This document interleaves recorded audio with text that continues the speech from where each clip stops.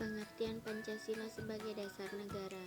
Pancasila sebagai dasar negara itu penting sekali dan mutlak, karena pembukaan Undang-Undang Dasar 1945 itu merupakan kaidah negara yang fundamental, yang mempunyai kedudukan yuridis konstitusional yang sangat kuat sekali yang tidak dapat diubah. Betapa fungsi kedudukan Pancasila sebagai pokok kaidah negara yang fundamental, atau dengan kata lain bahwa Pancasila adalah sebagai dasar negara Republik Indonesia. Hal tersebut penting sekali sebab seluruh produk hukum dan undang-undang baik yang tertulis maupun tidak Pancasila dalam konteks ketatanegaraan Republik Indonesia tertulis harus bersumber dan berdasar serta berada di bawah pokok kaidah negara yang fundamental tersebut.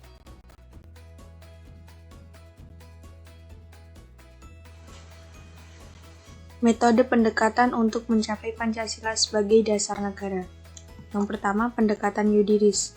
Pendekatan yudiris, kekuasaan negara untuk bertindak di dalam wilayahnya sendiri.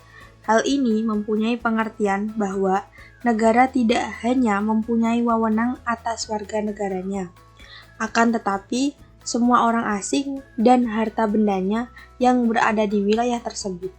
Hal tersebut tentu atas kekuasaan negara yang tidak boleh dilakukan secara sewenang-wenang, akan tetapi harus diatur menurut peraturan perundang-undangan maupun ketentuan hukum yang bersifat internasional. Pendekatan yang kedua ialah pendekatan budaya. Hal ini dapat diartikan adanya keharusan atau das solem bahwa Pancasila wajib mengantarkan Indonesia menuju negara demokrasi modern. Hal ini yang dapat mendesak adalah merumuskan nilai-nilai Pancasila di tengah perubahan sosial. Selanjutnya, harus ada ekspektasi yang luas atau nilai-nilai yang terkandung dalam hal tersebut. Ekspektasi ini merefleksikan kehendak bersama bangsa. Kehendak bersama ini akan menjadi landasan untuk melakukan positivasi norma-norma ke dalam aturan hukum yang mengikat masyarakat.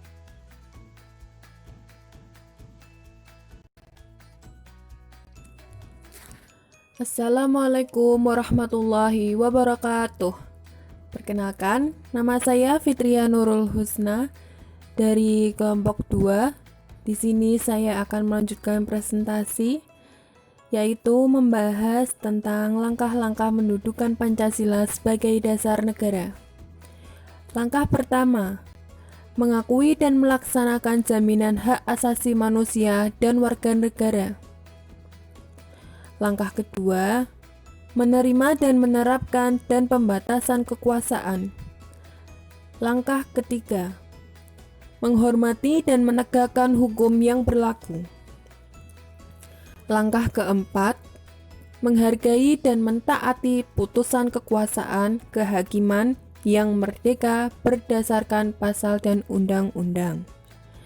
Kemudian, selanjutnya, fungsi Pancasila sebagai dasar negara Indonesia.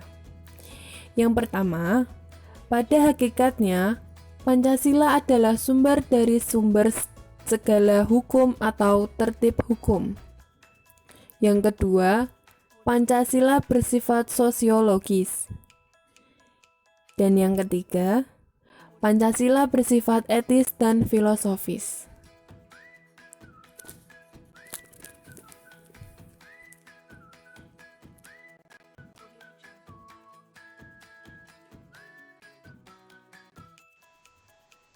Yang keempat ialah fungsi Pancasila sebagai dasar negara Indonesia.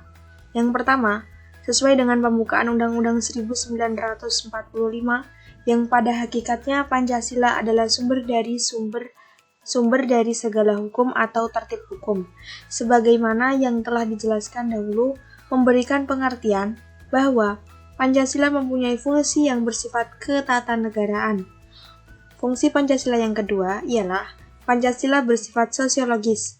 Di sini artinya bahwa Pancasila mempunyai fungsi sebagai pengatur hidup dan kehidupan masyarakat pada umumnya. Yang ketiga ialah bahwa Pancasila bersifat etis atau filosofis. Hal ini memberikan pengertian bahwa Pancasila mempunyai fungsi sebagai pengatur tingkah laku pribadi dan cara-cara dalam mencari kebenaran. Perlu kita sadari bahwa kebenaran yang dimaksud di sini adalah kebenaran yang dapat dicapai manusia, yang tentu saja bersifat relatif, tidak absolut atau mutlak. Nah, sebab kebenaran absolut yang mutlak adalah kebenaran yang kebenaran pada Tuhan Yang Maha Esa.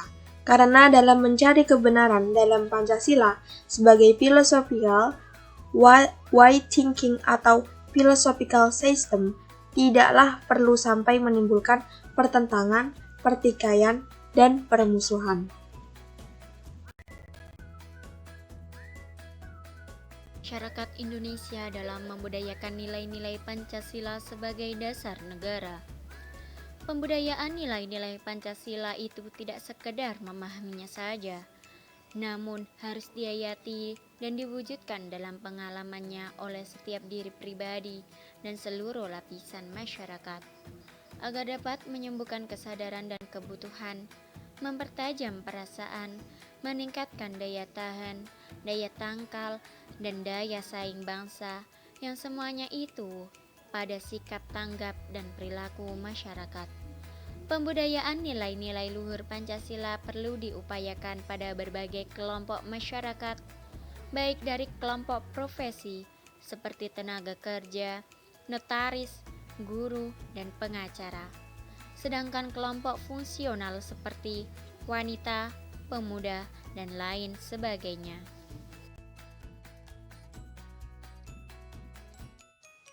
Kesimpulannya, sebenarnya tidak sulit atau bahkan sangat mudah atau akan berjalan secara ilmiah atau natural dalam mengembangkan Pancasila sebagai dasar negara dan ideologi nasional, karena digali dari dan bersumber pada kristalisasi nilai-nilai dasar yang ada di Nusantara dan pada budaya kultural.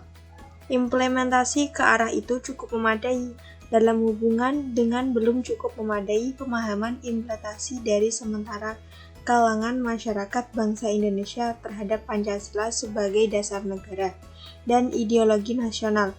Itu upaya melestarikan Pancasila harus diletakkan dengan segala upaya terurai di atas. Pada gilirannya diharapkan perilaku kalangan masyarakat dan bangsa yang sesuai dengan nilai-nilai Pancasila dalam rentang waktu tertentu dapat diwujudkan.